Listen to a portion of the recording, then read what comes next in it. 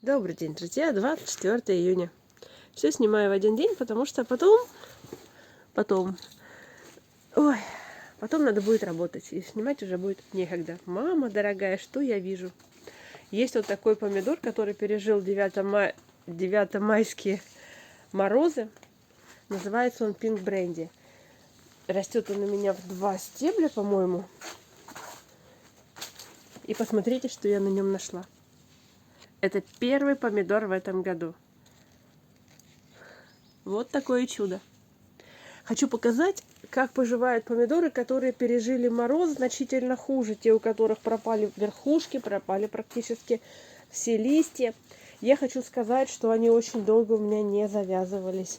Что если на других помидорах уже были плоды, то вот эти помидоры, они, несмотря на то, что у них уже наросли новые листья, появились бутоны, они не завязывались, они сбрасывали завязь. Посмотрим, что в этот раз я увижу. Увижу ли здесь какие-то плоды. И вот смотрите, вот цветут, очень много цветут плодов. Ну, за неделю понятно. Вот одна кисточка вижу. Это оранжевый земледелец. Да. Нет, это желток. Вот он, оранжевый земледелец. То есть на оранжевом земледельце так пока... вот самые первые плодики появились. Хотя уже 24 июня, а 9 мая он уже сидел в земле со всеми листиками, с цветочками. И по логике вещей у него должны были быть уже не только... Да, вот он начал завязываться, вот плодик. На 24 июня у него уже могли быть плоды. Но стрессанув, он сбрасывал, цвел и сбрасывал, не хотел завязывать. Точно так же вел себя вот этот кустик, вот эти 2 кустика, которые тоже очень сильно пострадали.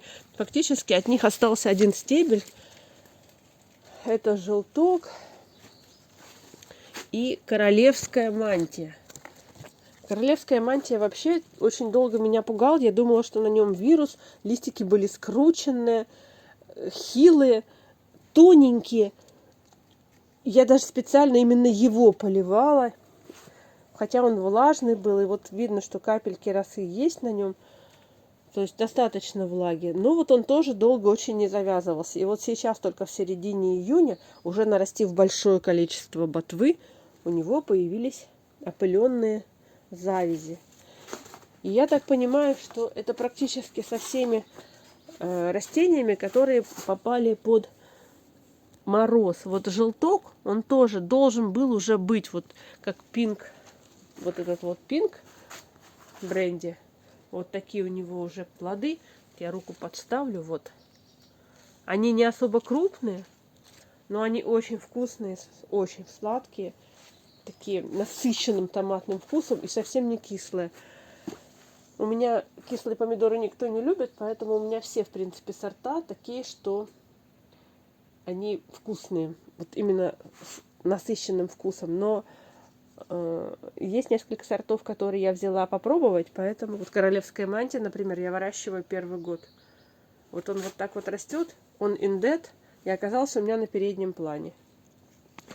Молодец, как я посадила, конечно, его на передний план, если за ним идут вот детерминантные, которые значительно более низкорослые. Этот, конечно, их заглушил уже и дальше будет глушить. Ну, ничего страшного. Будем вот этому индету обрезать листья, чтобы он не загораживал. Тут базилик снизу. Да, снизу я обрезаю листочки. Обрезаю, но не возле самого стебля. Раньше я обрезала возле самого стебля, и у меня иногда вот здесь появлялась серая гниль во влажную погоду. Стебель пропадал, и было такое в прошлом году. То есть я не знаю, как будет в этом году, вот эти места заболеют или нет. Все-таки это все равно ранка, но растение само сбрасывает вот эти вот черешочки. И я надеюсь, что к этому моменту здесь уже все запробковалось, никакая серая гниль тут не появится. Поэтому листики, да, листики я убираю, но обрезаю вот с таким вот хвостиком. И каждую неделю, я по субботам приезжаю, в воскресенье уезжаю, я убираю по 2-3 листика. Если раньше я оставляла внизу все, то сейчас у меня внизу растет базилик, растет фасоль, Растет еще что-нибудь. Там дальше растет петрушка. Ой, ко мне пришла киса. Ой, ко мне пришла кс-кс-кс. Иди сюда. Ты зачем сюда пришла? Мяу, да, мяу. Ты киса соседей? Смотрите, как она идет по теплице. Вот это специальное видео для моих мальчиков. Они очень любят кошечек. Иди сюда, иди. Иди, моя красавица. Ты мышь пришла ловить? Мыши в другой теплице. Кушать хочешь? Да, кушать хочешь. Ну, сейчас тебе что-нибудь принесу. Так, договорим про помидоры, которые... Ну, в общем-то, помидоры, что про них говорить? Они потихоньку растут. Они потихоньку растут. Вот те, которые не пострадали от заморозков, те вот растут, зреют. Это я приблизил. Я снимала кошечку и приблизила. Вот, хорошо. Кстати, тоже пинк. Вот, пинк бренди тоже вот такой более обильный. Но это другой, наверное, пинк. Это пинк буш. Вот этот был пинк бренди, а это пинк буш. Вот эти пинки мне все очень нравятся. И нравится не только мне. А вот это у меня растет полосатый, который вырос у меня сам. Он такой смешной полосатый помидорчик. Потому что я полосатых не покупала. Вот это новый сорт, бугай красный. Он интересен тем, что он получается детерминантный, но на очень большой высоте. То есть вот эти кисти, они выше моего роста. И заканчивается кистями. Значит, верхние пасынки убирать не надо для того, чтобы нарастали новые, чтобы завязывалось. А вот рядышком растет мэйшуай. Очень его хвалили, этот помидор.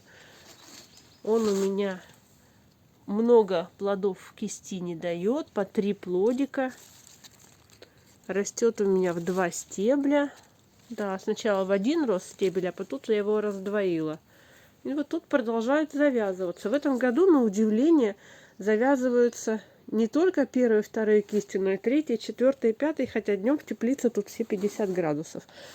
Но, кстати, лайфхак. Услышала в этом году, применила на своих помидорах, пока не говорила, потому что не знала, подействует или нет.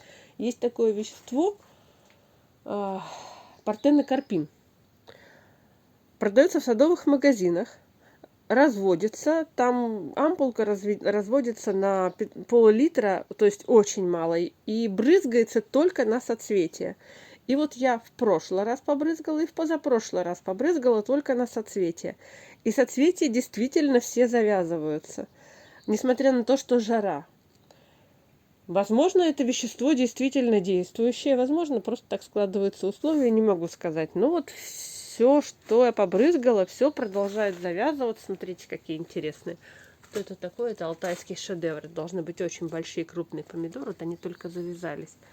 Вот еще, кстати, желтеет, краснеет. То есть это у нас сахарный великан. Сахарный великан растет в один стебель.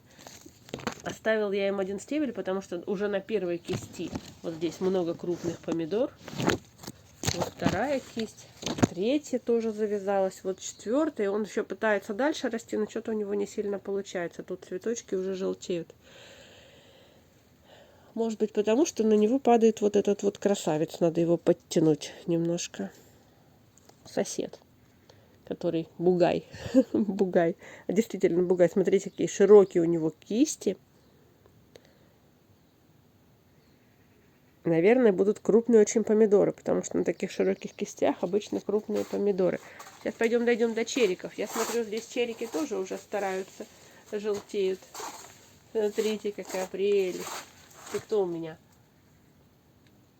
Черри магнифика. Черри магнифика, вот. Начинает желтеть.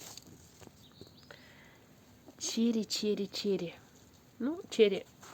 А вот эта черри мне очень нравится. Не знаю, попробую по вкусу, потому что внешне она прекрасная.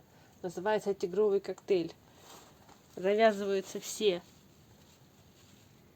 кисточки. Кисточки вот такие длинные, красивые. С той вон стороны. Смотрите, сколько. Здесь уже получилось много стеблей. Я уже перестала его нормировать, потому что он дорос у меня до верха теплицы. И для того, чтобы он не рос дальше по крыше, чтобы его не сильно обрывать, я ему перестала обрывать пасынки. Ну, где-то вот у меня где-то метра полтора было, когда я перестала обрывать. И вот эти, они растут, растут, растут, цветут. Вверху получается уже очень много цветов. Я думаю, когда здесь все поспеет, если все завяжется, то будет очень красиво. А вот еще интересное, тоже черри магнификант. Смотрите, какие разные растения. Здесь такие широкие лапы. Вот как так может быть, да? Одно растение. Это черри магнифика и то. Здесь такие широкие лапы, и он завершковался. Он завершковался однозначно. А вот этот черри магнифика, он продолжает расти. Вот вам, пожалуйста, партнерские профессиональные семена. Так, а, кстати, здесь тоже дынька у меня растет.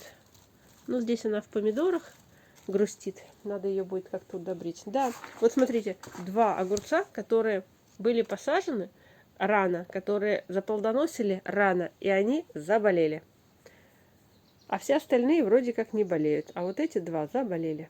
Ну ладно. Проведем профилактические мероприятия. А вот это помидор советский. Он так называется, советский.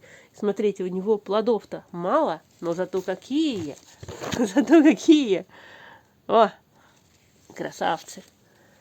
Просто красавцы. В общем, потихоньку все растет. А вот она и петрушка, которая растет внизу. Все у меня тут переплетается. Огурцы с помидорами, кстати. Огурцы с помидорами, конечно, не растут. Ну вот вам помидоры. Вот они. И вот вам огурцы.